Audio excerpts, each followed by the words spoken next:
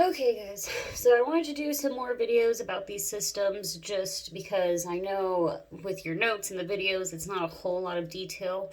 So let's start with the circulatory system. I'm going to do another video for the respiratory system and the nervous system, but I wanted to keep them separate because I didn't want to make one really long video. So, a main idea with your circulatory system, we've talked about this a little bit in class already, but the reason we call it circulatory is because it kind of stems from that word circle. Okay, so all of your blood right now is being pumped through your body kind of in a, not a perfect circle, but again, in an even loop in the same direction. And so I want you to imagine if you were driving with the car and your parents, are driving and stuff, and then all of a sudden everyone tries to switch directions. It would just cause like this huge, massive car pileup, and that's kind of the same thing with your blood. If it was to start pumping in the opposite direction, well, then you're going to have these huge, places of blood just kind of all clotting together, and that's what you don't want. So the main thing with your circulatory system is not just that it pumps your blood, but that it pumps it again in the same direction at all times. So one thing that you may have seen is the difference between arteries and veins. And so the one main thing I want you guys to get out of this is veins and arteries have nothing to do with size. They have everything to do with direction. So your arteries are pumping blood away from your heart. That's why we call them arteries, because that blood is going, again, from your heart, which is basically, your heart is like the main focus center, the main, whatever you want to call it, the main power source, the main city hall, the main, whatever you want to call it. It's basically in charge. Nothing else really is going to happen unless your blood is pumping in your heart, unless your heart is functioning properly. So again, your arteries, they're moving that blood away from your heart to the rest of your bodies, to the rest of your body, and then your veins are pushing the rest of that blood again to your heart. So that way, again, we have this even loop of blood being distributed through our bodies. And one of the other main functions, okay, because we've talked about this with cells, all of our cells have a structure, which means what they look like physically from the outside, and then a function, which is what they actually do. So remember, you have different car models, that's the structure of the car, but again, ultimately they have the same function. They're getting you to, A to B. So again, those are your different functions, and I really want you guys to at least look at a small labeled diagram of the heart so you kind of understand that there are 4 chambers. And so it's kind of like, I don't know if you guys ever had one of those little like squishy cylinder toys as a kid, or maybe you even have one right now where if you kind of squish one in, the other end kind of expands and goes like this, and then vice versa. That's kind of how your heart pumps. So you have what are called ventricles, and then you have what are called not your aorta, okay, because that's a vein, but you have these different chambers that are right above that are called atria. So your atria, it's kind of like a balloon. They get filled with blood, and then they empty that into the ventricle. And then that same process just keeps going and going and going. So you have, again, your ventricle will sometimes, again, squeeze out the blood, and then it gets reloaded again with blood, and then it squirts it out again, just over and over and over.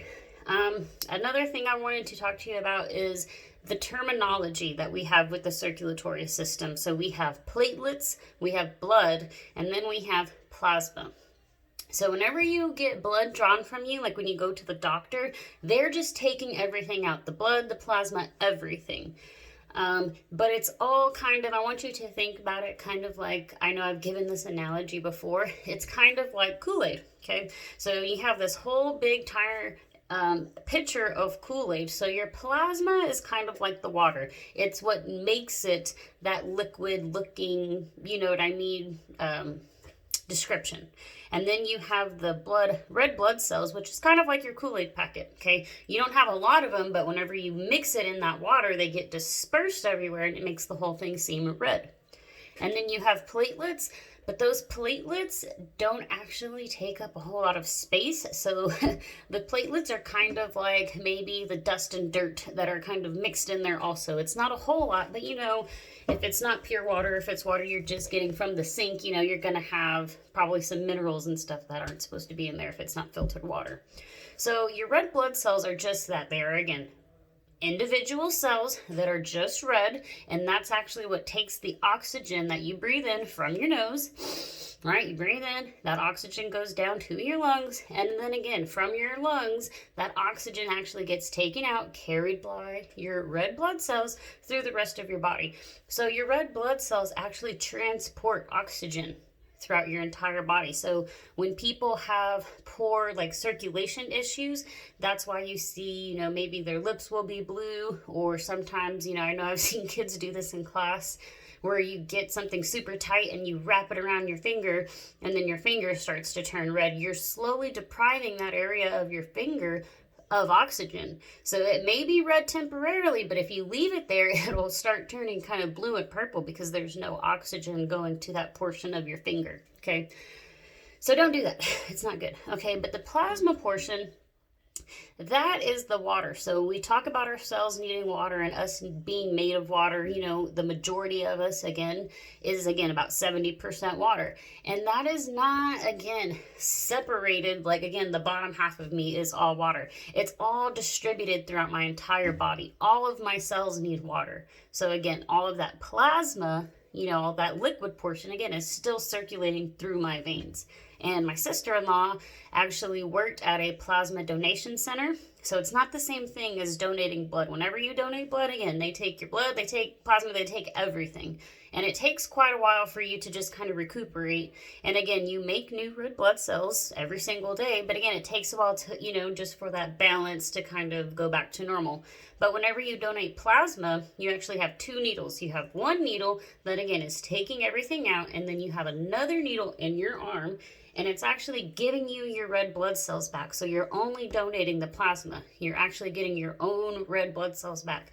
The good thing is it doesn't take you as long to recuperate like it does whenever you have, again, like when you donate blood, it takes you a little bit longer to recuperate from that because it's a long process of, again, replicating all of those red blood cells, okay?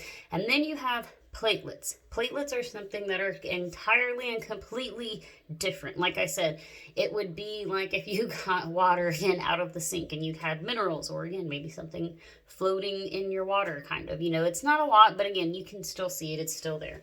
So your platelets, okay, whenever you get something small, even like a little paper cut, your platelets will start to, again, rush to that site, and they basically kind of act like a defense system. You know, they try to spread themselves out as much as they can. They all bunch up together.